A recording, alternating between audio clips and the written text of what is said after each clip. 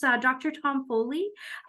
Some of you may have been in attendance at his talk about just over a year ago, back in October of 2022, where he presented realizing the potential of learning health systems. So he's back to kind of continue that talk, but also go into some details about a toolkit that him and his team have developed. So Dr. Tom Foley from Newcastle University, thanks so much and welcome.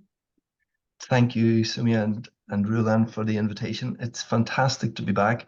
Not quite as good as last year when I was there in person, and it was a really wonderful experience to see your beautiful hospital and to meet some of you in person. I suppose there's been quite a lot happening in the world of learning health systems over the last year, and quite a lot of it, I think, going on in Canada.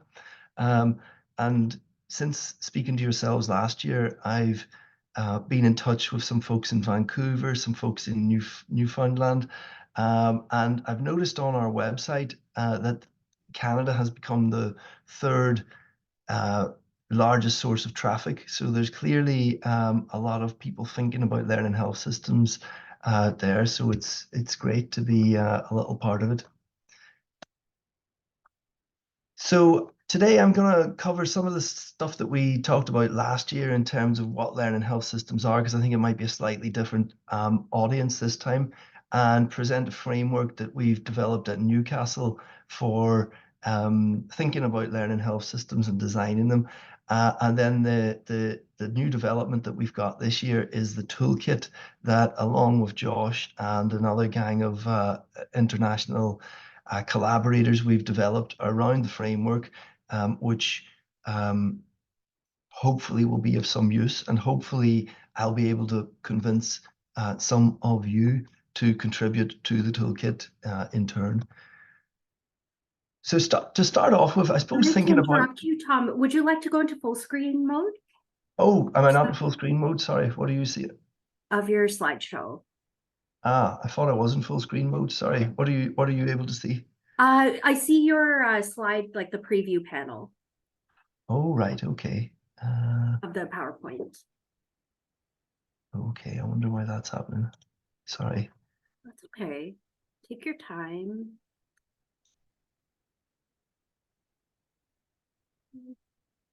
And I think you just need to switch the display settings. The top. Okay, let's have a look. I'm just going to stop sharing and start again.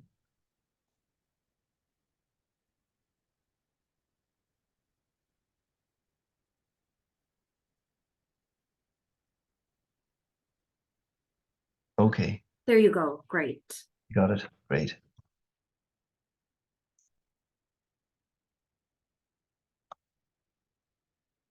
Right. So to go back, I suppose, to the start, and think about where the whole concept of learning health systems came from, I guess it came from failures in healthcare, failures and crises in the experience of patients in healthcare, the quality, the safety, the cost, and the idea that maybe the advances in technology might be able to offer some solutions to problems that I suppose have been stuck for many decades. And this wasn't a recent insight. I suppose it could be traced back ultimately to Crossing the Quality Chasm in the US, which was a document in 2001 from the Institute of Medicine, now the National Academy of Medicine, which highlighted a lot of the failures. And these were kind of parallel around the world, certainly in the UK, in Australia, no doubt in Canada, you've had your own scandals and areas where poor and inconsistent care have been highlighted. So that's kind of where the idea came from. And the most basic definition of a learning health system is one which, or a health system that learns from every patient who's treated. So that's quite simple and doesn't really tell us an awful lot, except to say that it's a health system. It's not a technical project. It's not a new bank of boxes and wires or software or whatever. It is our health system evolving the capability to learn from every patient who's treated. Then a slightly more detailed and helpful definition, again, comes from the Institute of Medicine, and that is a health system in which science, informatics, incentives, and culture are aligned for continuous improvement. And it talks about best practices being embedded in the delivery process, and the whole thing being a byproduct, I suppose, of the delivery experience. And this is useful because it highlights that yes, informatics are important, but so too are the science, the incentives, the culture, and so on, and all of these in the service of continuous improvement. Now, there's been some criticism of this definition in that it makes it sound a bit too easy, or it makes it sound like it's going to be free or without any cost. And I think clearly that isn't going to be the case. It's going to take a lot of effort and a lot of investment to achieve this. So there are lots of examples of learning health systems, and this is one that I worked on in England up until 2020. And this is a national data collection of, I suppose, data coming from providers all over England, every provider in England, about every patient's interaction with every aspect of the health service from cradle to grave, effectively. And this data has been flowing since 1989 and now represents about 100 data collections, including about 16 national audits and registries and so on, as well as a lot of administrative and other types of data. And that data had been collected at huge cost to the health system for many years, for 30 years, but hadn't actually been used an awful lot.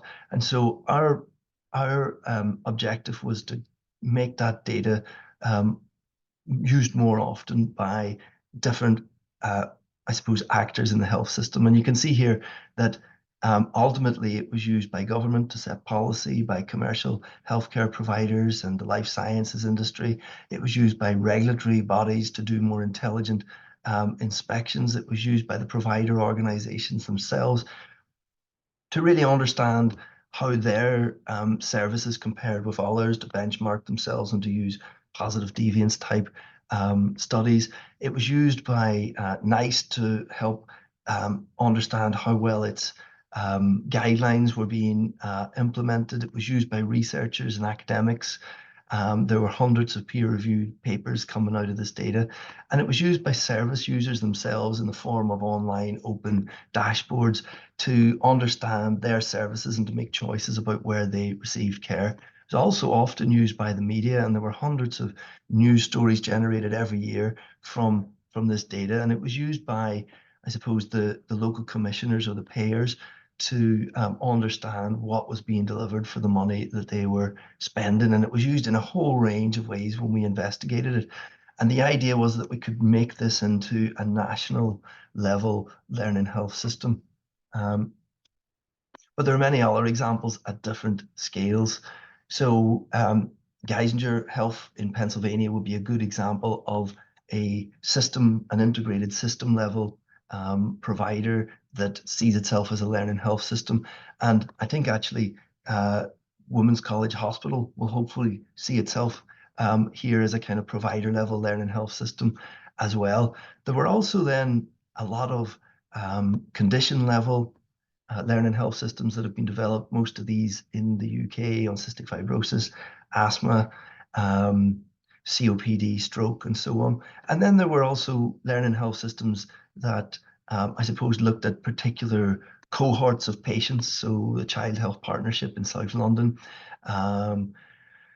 or vulnerable families, and so on. And then there were some that looked at particular treatment modalities. So for example, the radiotherapy learning health system, and so on. So there are many shapes and sizes of learning health systems, and they operate at many different scales. So we'd spent a long time at Newcastle thinking about learning health systems and trying to tell people about what we thought were the benefits of learning health systems, as well as some of the drawbacks and the challenges and the use cases. And we were contacted by lots of organizations, from providers to kind of government level operators to people in individual teams, saying, well, that's all great. We'd love to try that. How do we do it? And the answer that we gave was always really unsatisfactory. And that was, well, learning health systems are complex systems. And, each organization is going to need to co-design its own learning health system. And we can't really tell you how to do it, nor can we show you one over here that works for another organization that you can then copy paste. But eventually we thought, well, there's probably is something more that we can do to help organizations. So we developed a framework for, I suppose, designing and evaluating and thinking about learning health systems. And I'm going to talk a little bit about that. But before I present it, I would just say, don't be put off by the size of the framework and the number of elements that there seem to be to get this right. And to start really by celebrating how much of this you're already doing. And I know that when I visited you last year, there was a huge amount of this work that was already underway before anybody had ever heard of the concept of learning health systems. And I typically find when I visit organizations such as yourselves that 75% of this stuff maybe you're already doing or already aspiring to do. And the framework can be helpful in understanding where are the gaps, where are the bits that we could focus on, where are the investments that we could make that would unlock some more progress. So I think to take it in that spirit. So this is what it looks like on the right. There's, I don't know, 30 or something of these components. And we basically distilled this out from a thematic analysis of many, many interviews, site visits, and focus groups that we'd held regarding learning health systems in the preceding 7 or 8 years. And along with a literature review, which we'd updated a couple of times, and we distilled these out as the kind of core components of a learning health system. Now, we found very quickly that this was not of much help to anyone because there was just too much and it didn't make any sense when you looked at it on a screen like this. And in fact, there's a 100-odd page report that goes behind this, and each one of these components has its own chapter. So when we distilled that down a little bit further, we came up with these 4 questions, and really all of these components are based around these 4 questions. So the first one is, why do you want a learning health system? The next one is, what technical building blocks do you need to put in place to achieve the things that you want? The third one then is, what complexity exists within this system and within your broader health system? And then the fourth thing is, what strategic approaches to change do you need to take to get there? Or what strategic approaches to change are being employed within your health system currently? And to go through those kind of one at a time, important to start by saying why you want to learn in health system. And there are lots of different reasons for this. So some people want to improve outcomes or value within the system, or to reduce unwarranted variation. Some organizations want to generate knowledge from the data that they've got. Others want to apply knowledge from outside of their system effectively. Others have spent a lot of money on implementing a new electronic record system or other data platforms and really want to maximize the return on those investments. We've seen through COVID the importance of surveillance systems. Often we want to boost clinical performance. And for some organizations, it's a bit of a marketing exercise because they want to be seen as an organization that learns from experience. And that's okay too, as long as we're upfront about it. So once you understand why you want it, then you can start to think about the technical building blocks that are going to need to be put in place. And every learning health system has this kind of cycle at the center of it, which is that it starts with practice. And from practice, we must capture data that represents that practice. And then we must generate knowledge from that data. And then importantly, that knowledge needs to be put back into practice. And this is a framework that actually was, I think, developed first at Chuck's department with, from Josh Rubin, who's on the call from his department at Michigan, with Chuck Friedman and colleagues. And I guess this has been generally accepted as at the core um, of all learning health systems. And then, of course, we have kind of technical platforms that can help us to do that at scale. But at the center of a learning health system, I think, has to be a learning community or a series of learning communities. And these are really the human beings who come together to make all of this happen. And they have to be a representative group that kind of co-design how they are going to learn and improve within their system. And these are some, I suppose, uh, attributes of a learning community that I think are important and that I try to constantly reflect on when we're looking at learning communities. You know, that they have a safe space to reflect, that there's a positive error culture, and we see errors and failure as something that can be learned from. That they build trust and skills and engender confidence. But I guess the flip side of that is that they also have to engender agency for change, and that they have to challenge, and they have to reassure, and they have to be action focused. And it's very easy to have one or the other of these, but it's quite difficult actually to have both sides of that coin, and then to make it all sustainable. So sometimes you'll see these sort of things come together for a one-off or a short improvement cycle, but then kind of dissipates afterwards. So bringing it together is really important, and sustaining it. So to go back to these technical building blocks, then to get the data from practice is really quite difficult. And I know this is something that you've made a lot of progress on with your electronic record system in the last few years. And it involves capturing the data, but it also involves having data standards and data quality assurances, and it involves understanding how the data is going to be stored and how and who is going to have access to that within an information governance framework that provides trust to your patients, and then, if necessary, being interoperable with other systems and with other organizations.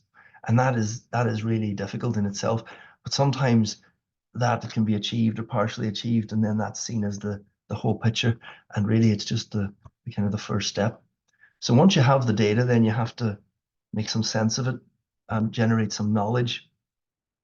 And it's often said data saves lives, and there's often a focus on data, but data is only, I suppose, the fuel for this cycle. Data on its own does not save lives, really. It's just a bunch of ones and zeros on a computer somewhere. It's knowledge applied at the front line in practice that makes the difference. So there's lots of ways to generate knowledge from data. So, you know, we're all aware of kind of randomization and RCTs and, you know, the sort of gold standard things. But also when we have these large data sets, we can do sort of quasi-experimental techniques such as, you know, your retrospective observational studies. There's increasingly artificial intelligence techniques that can be applied. But it's important also not to forget, you know, learning from experience, from engineering approaches, from process mapping, from these more, I suppose, quality improvement type methodologies. And also not to forget qualitative methods and the importance of understanding why things are the way they are, and through interviews and focus groups and those sort of approaches. And really to doing all this within learning communities, because sometimes the only way to understand this complex data is by having human beings to look at it and to make sense of it and to understand why it is the way it is.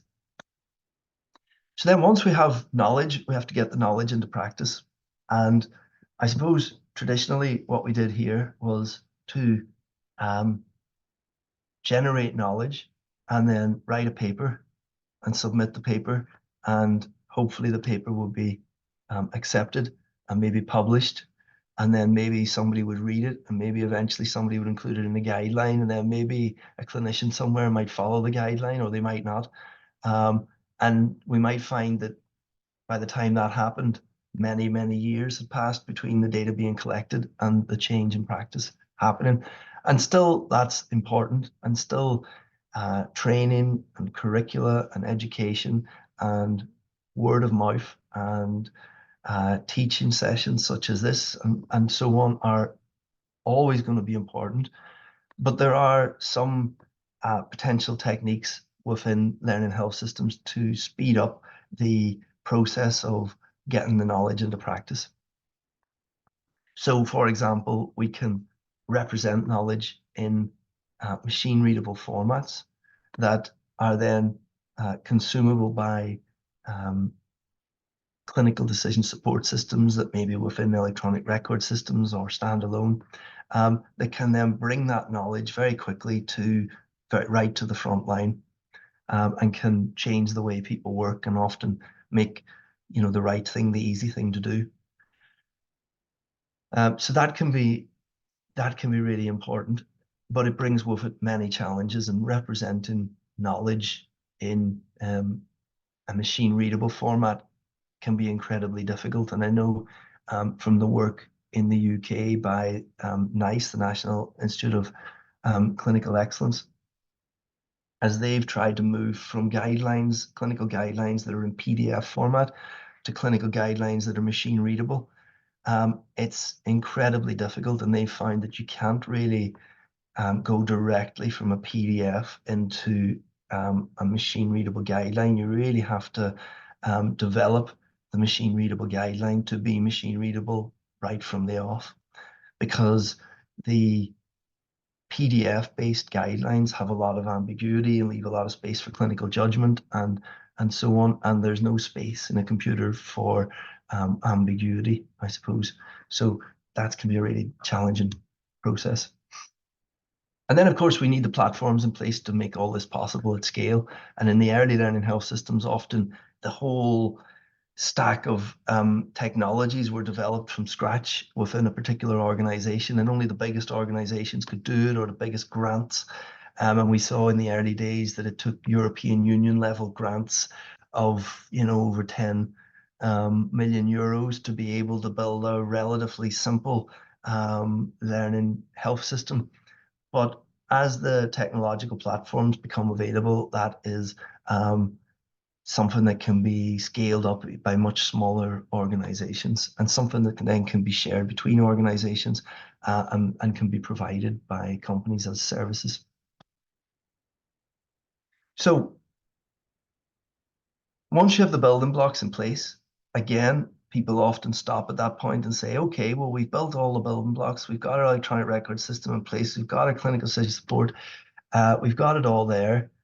It should just work. We'll just switch it all on and it will work. And then very often it doesn't work. And very, very often the learning health systems fail to deliver what they've promised. And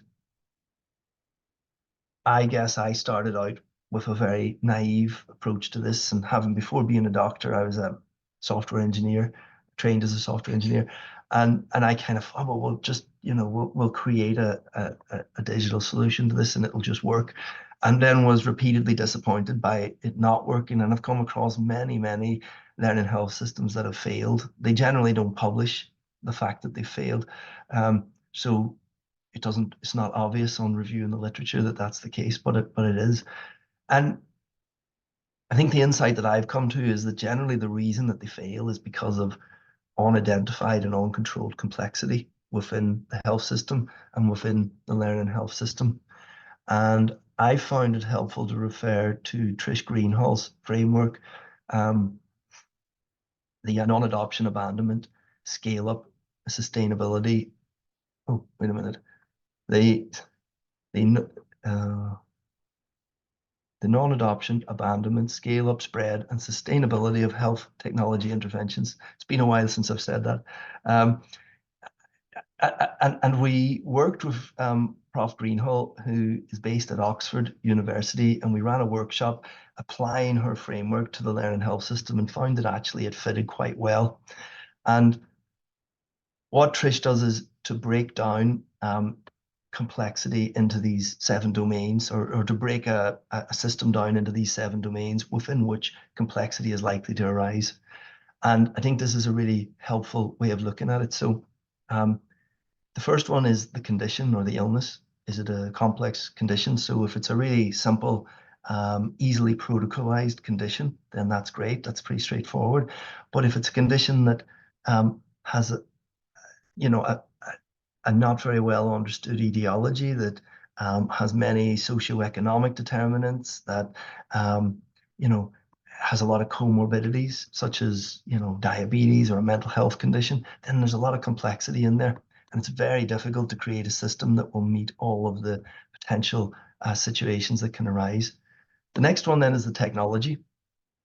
If the technology is a really mature, out of the box technology that's standalone and doesn't need to be integrated with anything else, then that's great. Not a lot of complexity. But if that's not the case and it has to be heavily integrated, or it's a brand new experimental system that has lots of bugs in it, so on, then that adds complexity to it.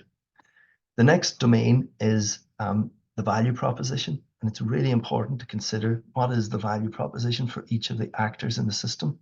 So if you have a technology supplier who isn't going to make a profit, or if you have an organization, provider organization that doesn't see the need to do this, or if you have whatever it happens to be, an important actor in the system who doesn't have a value proposition, then it's unlikely to work and create complexity.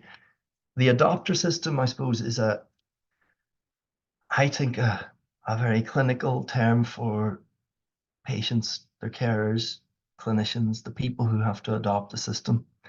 And the message here is that if we make unrealistic expectations of the adopters, i.e. of the patients or of their carers, then they won't adopt the system. And likewise with clinicians, if we threaten clinicians' professional identity or even threaten their jobs through these sort of systems, then we're likely to meet a lot of resistance, and that will create a huge amount of complexity. The next domain is the organization itself. And if you have a really well-funded organization provider with links to a big academic center with a track record in innovation, then that's you've got a really good prospect for doing well with this sort of system. If you have a small public cash-strapped system that's maybe under pressure from a lot of different regulators, that doesn't have a lot of organizational slack, then they'll find it much more difficult to get a system like this off the ground, because as I said at the start, it will require a lot of investment. And then there's the wider context. What about the politics? What about the funding? What about the regulatory environment within which we're operating? And that can really make it difficult to develop your learning health system if you don't understand it, get it right. And then once you've understood all of those domains, it all changes over time, as things do within a complex system. So these interactions and interrelationships are constantly changing and creating even more complexity. But to understand that and then to try and manage it, I think is essential within a learning health system. And that's why it has its own ring within the framework. And I think what Trish would say, and some might disagree, but I think it's quite compelling, is that if you have too much complexity in too many of those domains, you're going to find it really difficult to succeed. Okay, so once you've, why you want your learning health system, you've got your technical building blocks, you've understood the complexity, then how are you going to make it happen? What strategic approaches to change are you going to employ?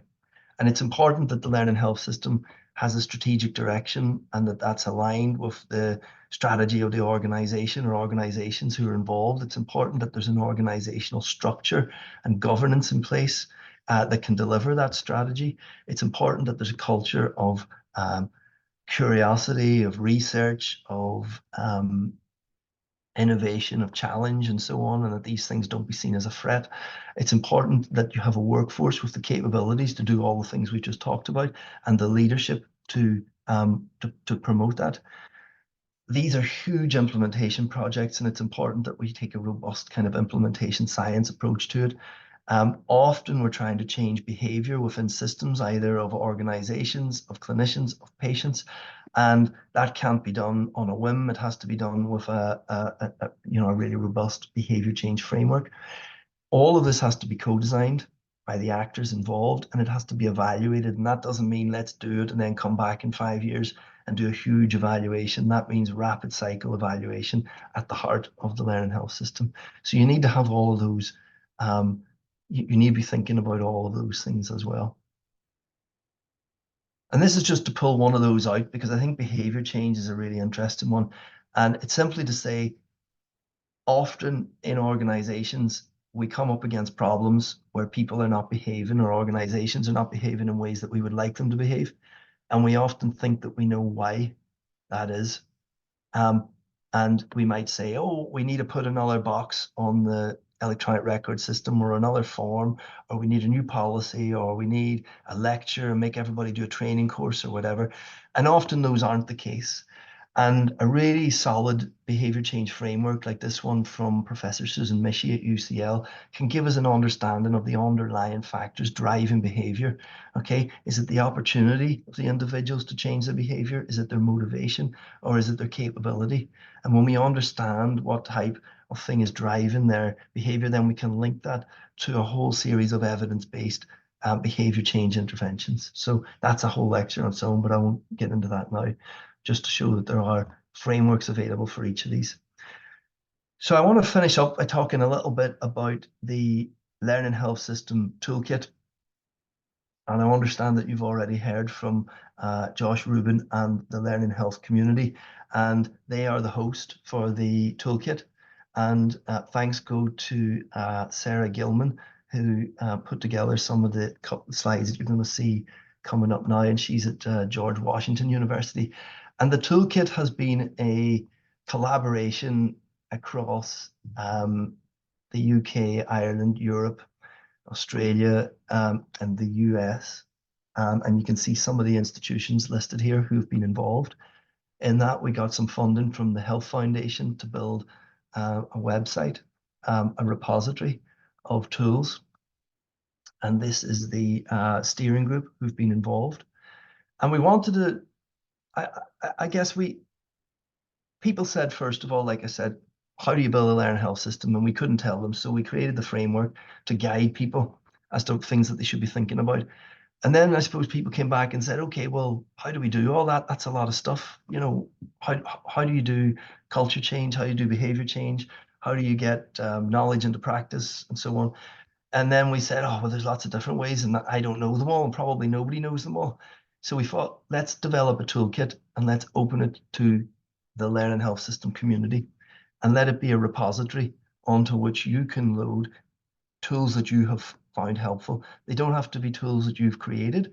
They just have to be tools that you've found helpful, and you just upload a link and it becomes available. And it's based around that framework that we've just provided. So you can see really broad involvement from really all over the place. And it's just about taking that next step and giving learning communities access to resources which can help them to implement these learning health systems.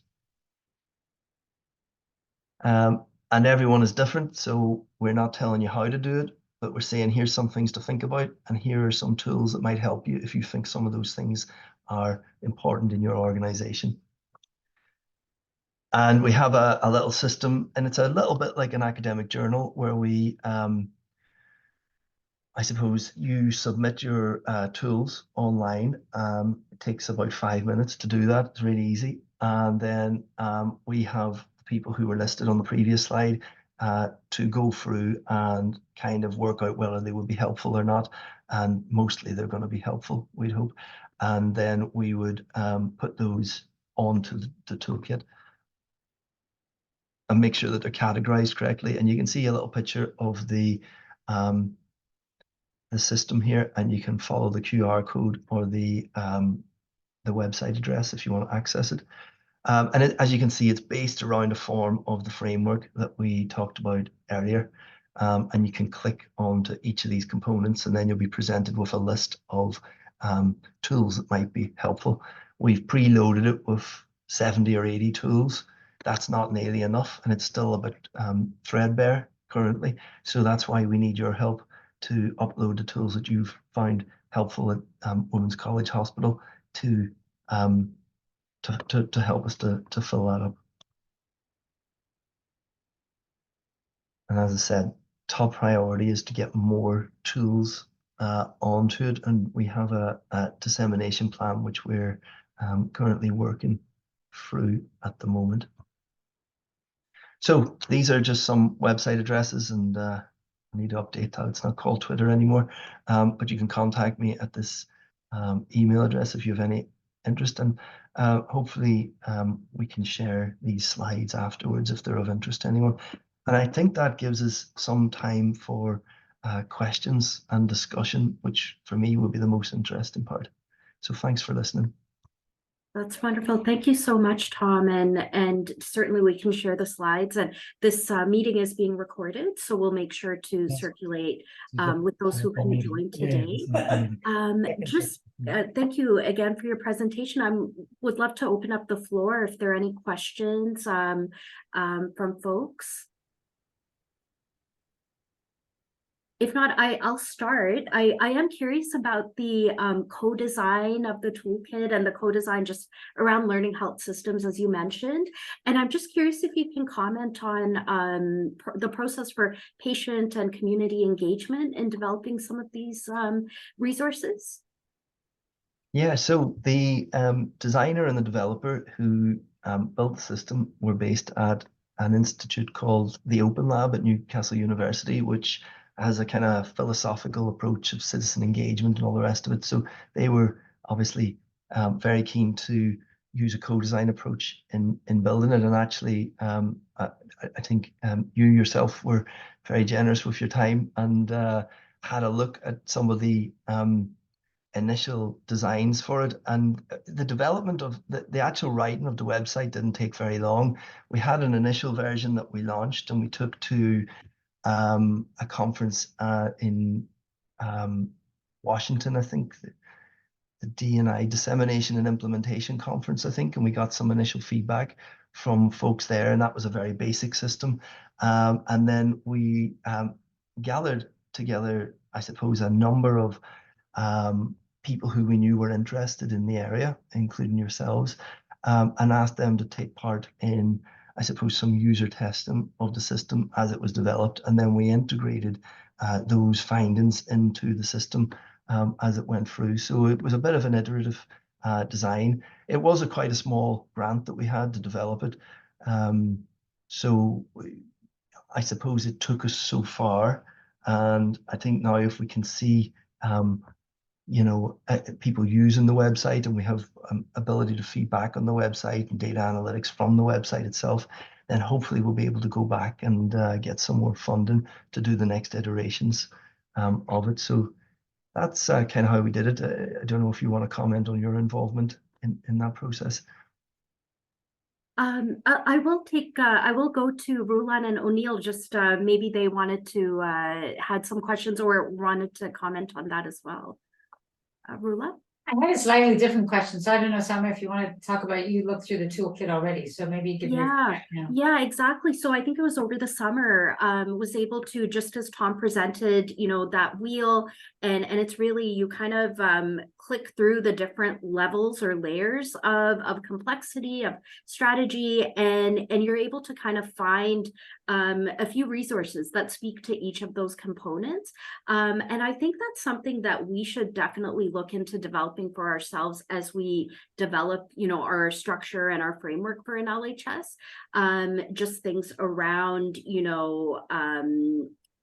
I guess just starting with those building blocks. And once we have those kind of planned out, it's really figuring out what are the best tools to educate and train folks along the way.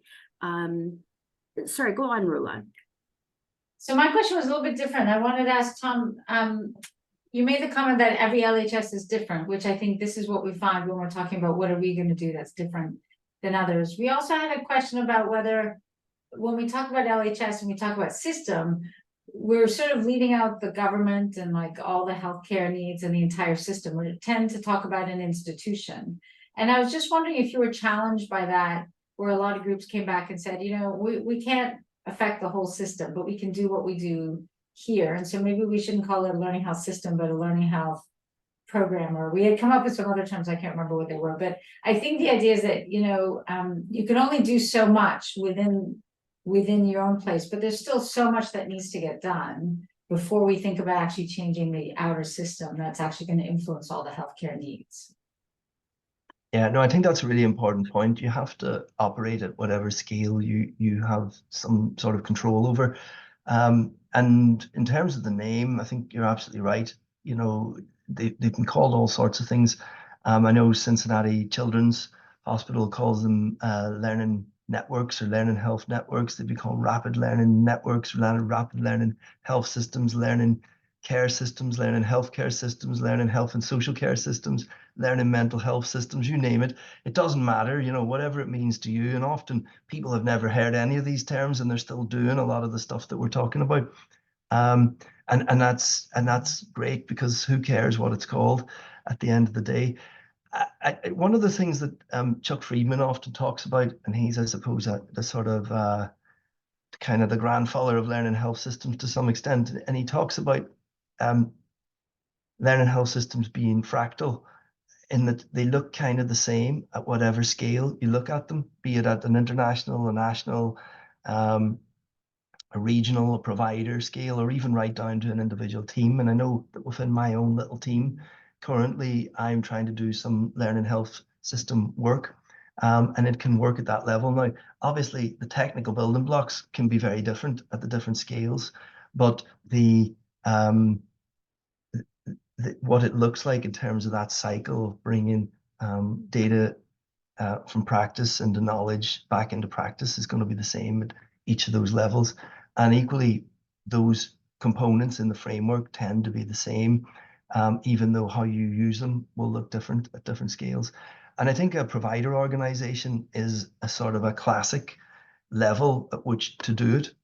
You know, and I think that it makes a lot of sense to do it at that level, because there can be a lot of control by the actors um,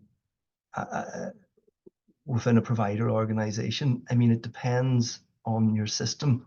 I think in the US, you see very often it's at a provider level, because it's very difficult to do things beyond that.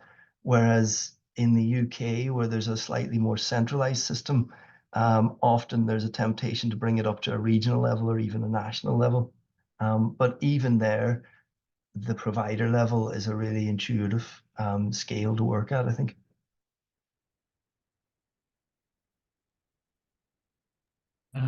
Thanks, Professor Foley. It's amazing talk. I'm curious on that one point, like, to what extent you think that, like, what you described a series of pathways and all these dependencies, and you can see why it doesn't work most of the time, because it just can break down in so many places. But just tell us a little bit about the transition between quality improvement, which most organizations get, and learning health system approaches, which are, broader in the way that Rulan described, which I think most organizations don't get. And at what point is it like a quantum mechanics thing, like above a certain scale, it's the logic changes, or is it all the same? Because you've just kind of described, it as always being linear. But is there like a point at which you're in a system and you think differently than you do in an organization? And is it QI by a different name, or is it something fundamentally different? I think it's QI at a different scale, maybe. But it's very closely related, and I think the quality improvement models that are out there are very much applicable within a learning health system and have a place kind of at the heart of it. And if you look at that practice to data to knowledge to practice thing, I mean, that is effectively a quality improvement cycle. It's pretty much the same as most quality improvement cycles in most of those models. But I think what organizations often struggle with is kind of scaling up quality improvement, and you often see it used by kind of quality improvement champions, or used in certain departments or certain teams, or used in certain areas, but it's very difficult to scale that up. And there are organizations who do operate quality improvement at the full organizational scale, but they're not that common, and there's even fewer countries who can operate that at a national level, although it has often been tried. It's very rarely, I think, been, fully successful. And I think people have been trying to do quality improvement, and people have been trying to learn within organizations, and obviously people do learn within organizations, and organizations learn and have been learning since the birth of organizations. I think what's different here is that you have informatics behind it, and you have the ability to operate using kind of digital platforms and electronic record systems and that sort of infrastructure. And I think that's the difference, and that's the thing that allows the quality improvement to be scaled up. But then that brings with it, I suppose, a lot of other complexity and a lot of other challenges, which is why there are so many components on the framework. I don't know if that makes sense or if you would disagree. No, I think that definitely makes sense. But I do like one distinction I have sometimes is to say quality improvement, like a small PDSA cycle, it probably has an 80% chance of working. But a large system chain, kind of a learning health, like the kind of stuff you described using higher levels of complexity from the NAS framework, that has about a 10% chance of working. And if you're moving from something that has an 80% chance of working to something that has a 10% chance of working, the thinking has to be different. The cycle time, the iteration, you're starting something that is probably not going to work for 15 reasons that you have difficulty predicting. So I do think operationally there's a slight difference there.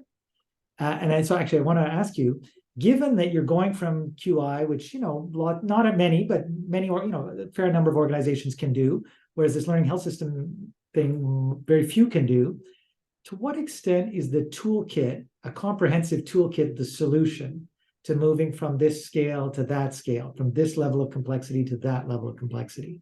Maybe just even if you have use cases and say, here's a way in which the tool, because your solution, I think your analysis is brilliant, but your solution is a toolkit. So tell us a little bit about what does the toolkit do given the difficulty of the task?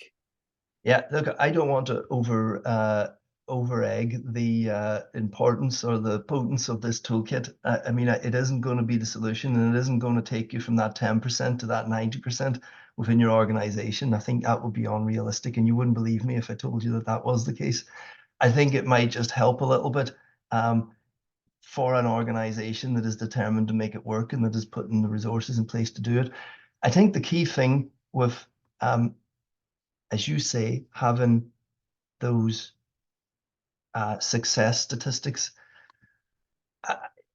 I would maybe disagree a little bit when you say you've got this little PDSA cycle here and then you've got this big learning health system thing here. And I would say what the learning health system probably is a whole lot of little PDSA type cycles. Okay, but they may have a low percentage of success, each one of them. And I guess if you take a complexity approach to it, what that would suggest you do is that you run lots of experiments, okay, because you don't know what's going to work up front. So you have lots of experiments and you have them safe to fail. So often in healthcare, we feel that the thing has to work. We have to try it. We go out, we get a grant. If it fails, we're all in trouble. So we make it work. And if it doesn't work, we pretend it worked and wrote it up slightly differently to make it look like it worked, right? Whereas I think in a learning health system, you want to say, okay, we're going to run 10, 50, 100 experiments, but we're going to monitor them really closely and we're going to be really rapid cycle about the evaluation of them. And the ones that don't work, we extinguish them and we get rid of them quickly and we learn from that and we don't try and do them again under the same circumstances.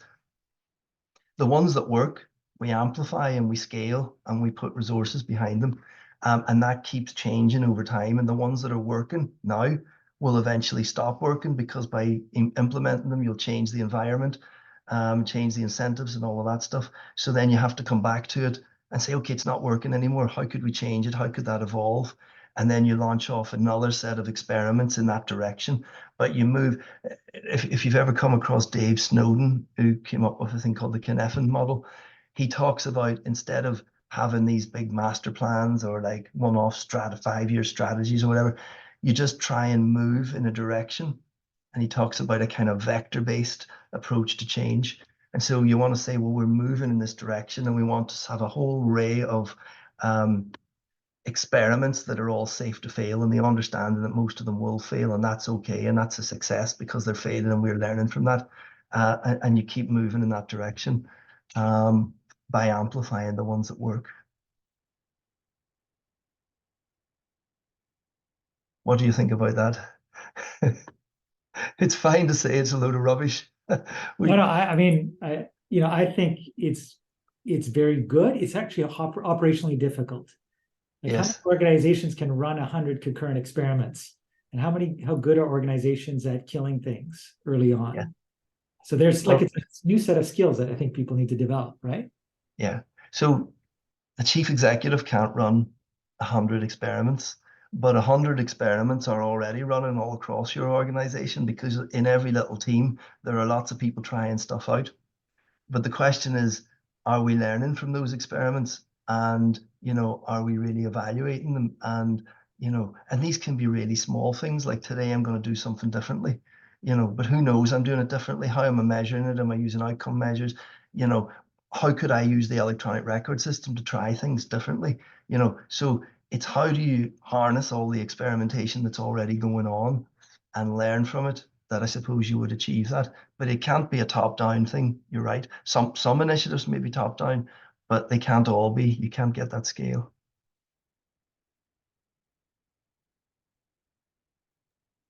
Vanessa, please go ahead. Hi, thanks, Tom. Do you have examples of mid-level organizations that have done a large overview of iterative experiments, really pulse checking as they go over the start over a 2-year term, and looking at sort of themes or where something starts and where it lands? I think one that I mentioned earlier was, by mid-level, do you mean a kind of provider organization? Yeah. So I think Geisinger in Pennsylvania is the best documented example of that, and they've published a lot of papers about how they did it, and you'll be able to find those if you do a search. And they've employed a really interesting multidisciplinary team involving engineers and all sorts of other folks, and they have a particular setup of kind of institutes within the organization that they use to kind of make sense of all this. That's worth a look. Another really interesting one is, as I said, the Cincinnati Children's Hospital, where they've created these learning networks, or learning health networks, and they started off with one for inflammatory bowel disease called Improved Care Now, and they've basically scaled out the methodology so that lots of other it covers lots of other conditions now, and they have international collaborations and hundreds of participating sites. So they're an interesting methodology. Outside of that, there are examples in kind of outside of healthcare and so on. And one interesting one by this guy that I mentioned, Dave Snowden, is he's created a tool called SenseMaker, and it's really a way of capturing narrative. So you say, how do you know if all these things are working? And it can be overbearing to collect lots of metrics about really small experiments. But I guess what his tool does is it collects people's stories from right across a whole organization. So I know that is of their experience on a couple of different, domains that you might be interested in. And the story can be captured as a little bit of text, like almost the size of a tweet, or it can be a photograph, or it can be a video or a sound clip, or whatever format they want. And then that can be charted according to, because the person inputting the story then categorizes it so that it can be charted, and you can see clusters of stories emerging across an organization, but can also drill down into them. So that's another really interesting. And he's used that in Welsh education system. He's used it in the US military. He's used it in all sorts of other contexts. So that was quite an interesting one to me.